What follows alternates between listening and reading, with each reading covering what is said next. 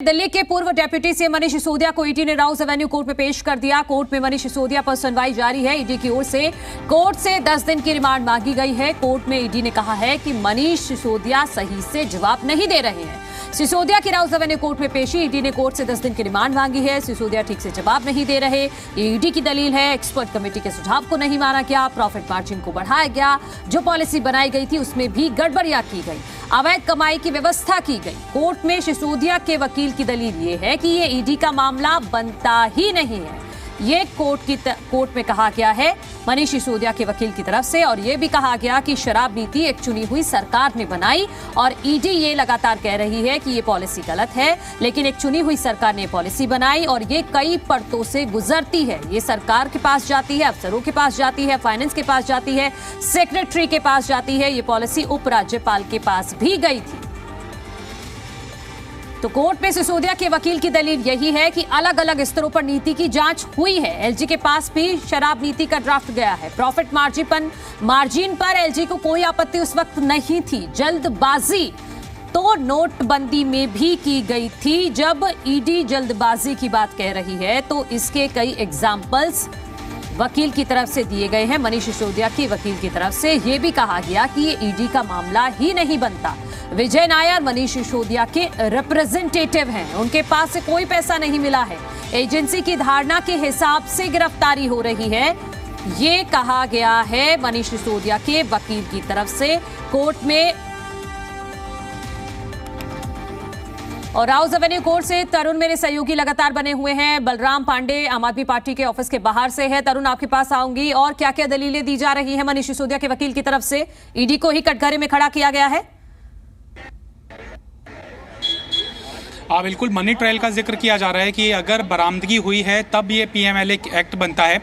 किसी व्यक्ति ने ये बयान दे दिया कि मैंने उसके लिए पैसे इकट्ठा किए थे, जाकर आप उसे अरेस्ट कर लो, तो ये पीएमएलए एक्ट के तहत एक पर्टिकुलर सेक्शन का जिक्र किया है, वो बिल्कुल धाराशायी हो जाएगा। पहले आपको एस्टेब्लिश करना पड़ेगा कि बरामदगी इस मामले के अंदर जो मुख्य आरोपी बनाया गया है उससे हुई क्या है, किस आधार के ऊपर पीएमएलए एक्ट एक्सरसाइज किया जा रहा है, किस आधार के ऊपर रिमांड मांगी जा रही है।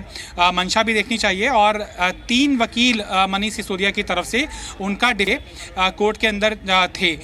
इसके ऊपर ईडी ने आपत्ति दर्ज की है कि अगर कई आरोपी हैं उनके ऊपर सुनवाई हो रही है तो कई वकीलों का होना समझ में आता है, लेकिन एक आरोपी के लिए 3-3 वकीलों का होना, हमें इसके ऊपर ऑब्जेक्शन है।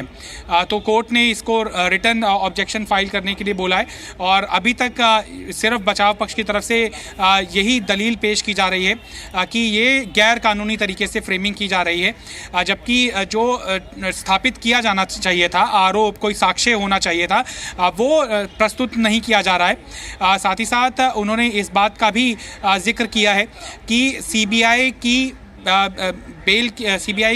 रिमांड के ऊपर, सीबीआई की जांच के ऊपर बेल अप्लाई जो आरोपी कर रहा है उसकी सुनवाई उससे एक दिन पहले अरेस्टिंग की जा रही है, जबकि जो इस मामले के अंदर एफआईआर है वो अगस्त 2022 के अंदर ही दर्ज कर ली गई थी।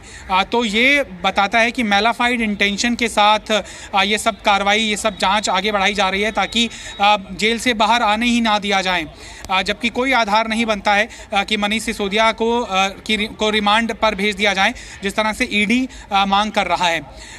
ये दूसरे वकील हैं मिस्टर अग्रवाल, जो मनीष सिसोदिया की तरफ से दलील पेश कर रहे हैं। हो सकता है कि एक और वकील की तरफ से मनीष सिसोदिया के डिफेंस, और कितना वक्त लग सकता है और कितनी देर चलेगी ये कार्यवाही? देखिए, कोई समय हम नहीं बता पाएंगे क्योंकि डिफेंस कितना वक्त लेता है, किन किन बिंदुओं को वो छूता है, वो कानूनी प्रक्रिया है। लिहाजा माना तो यही जा रहा था कि 2:30 बजे के आसपास इस मामले के अंदर सुनवाई हो जाएगी। और चूंकि ये पहली सुनवाई है और जांच एजेंसी जब पहली बार किसी आरोपी की कस्टडी मांगती है तो बहुत ज़्यादा इसके अंदर स्पेस नहीं बचता है, उनको ग्रांट कर दी जाती है। लेकिन ये लंबी सुनवाई चल रही है। हो सकता है कि कोर्ट पूरी निष्पक्षता जो होती भी है वो स्थापित करते हुए बचाव पक्ष और जो आरोप लगा रहे हैं ईडी की तरफ से जांच एजेंसी को पूरी तरह से सुन लेना चाहता है अदालत। उसके बाद एक तरफ मनीष सिसोदिया के वकील के जो तर्क है और दूसरी तरफ ईडी का बार बार ये कहना कि कुछ आरोपियों के सामने बिठाकर पूछताछ करना बेहद जरूरी है। तो तर्क कौन सा काम करता है, दलील कौन सी काम करती है, यह भी देखना होगा। बलराम, आपके पास मैं आती हूं। सीबीआई के स्पेशल जज के सामने जब सुनवाई हुई थी तब भी बार बार यह कहा गया था कि एलजी के सामने भेजी गई थी शराब नीति, उस वक्त कोई आपत्ति क्यों नहीं थी? बिल्कुल, देखिए, मनीष सिसोदिया के जो वकील हैं उन्होंने कोर्ट के सामने इस बात को रखा कि जब ये नई शराब नीति बनाई गई थी तो कई अधिकारियों के पास इसका ड्राफ्ट गया, खुद उपराज्यपाल के पास इसका ड्राफ्ट गया, उस वक्त कोई आपत्ति नहीं उठाई गई। उस वक्त ये कभी नहीं कहा गया कि जो होलसेलर हैं उनका जो कमीशन है 6% से बढ़ाकर 12% कर दिया गया है, और तमाम ऐसे सवाल जो आज उठाए जा रहे हैं उस वक्त नहीं उठाए गए। और उन्होंने कहा कि जिस तरीके से आरोप लगाए जा रहे हैं कि साउथ लॉबी ने 100 करोड़ रुपए दिए और विजय नायर सूत्रधार हैं मनीष सिसोदिया के, और विजय नायर ही पूरा डील कर रहे थे, तो कहीं ना कहीं ये आरोप जो है वो बेबुनियाद है। क्योंकि मनीष सिसोदिया के वकील ने कोर्ट में साफ कहा है कि अगर कोई भी जांच एजेंसी कोई आरोप लगाती है तो सबसे पहले आरोप सिद्ध करना होता है, और कहा कि अगर ईडी ये कह रही है कि इस कथित शराब घोटाले में मनी लॉन्ड्रिंग का मामला निकल के सामने आया है तो जो पैसा लिया गया या जो पैसे का लेन देन हुआ उसकी बरामदगी हुई है क्या मनीष सिसोदिया के पास से कोई पैसा बरामद हुआ?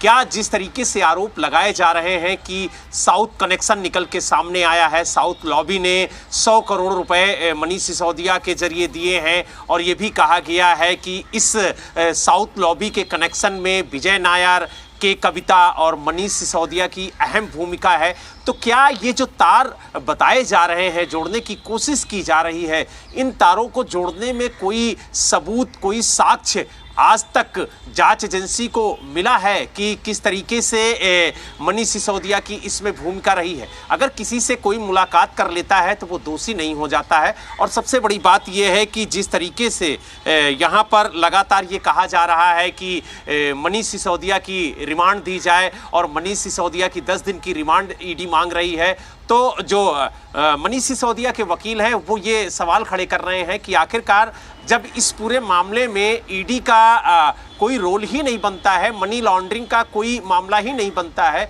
तो ऐसे में रिमांड कैसे दी जाए? और यही वजह है कि चाहे वो सीबीआई पक्ष के वकील हो, चाहे मनीष सिसोदिया के पक्ष के वकील हो, दोनों पक्ष अपनी अपनी दलीलें कोर्ट के सामने रख रहे हैं और बता रहे हैं कि किस तरीके से वो मनीष सिसोदिया का बचाव कर रहे हैं, और सीबीआई बता रही है कि उसे 10 दिन की रिमांड क्यों चाहिए, क्या कुछ खास है जो अभी मनीष सिसोदिया से पूछना बाकी रह गया, किस तरीके से गवाहों को, आरोपियों को मनीष सिसोदिया के सामने बिठाकर पूछताछ करनी है। तो दलीलों का दौर लगातार जारी है, लेकिन देखने वाली बात ये होगी कि कोर्ट क्या निर्णय लेता है, कोर्ट क्या फैसला लेता है, इस पर लगातार आपके जरिए हमारी नजर बनी हुई है।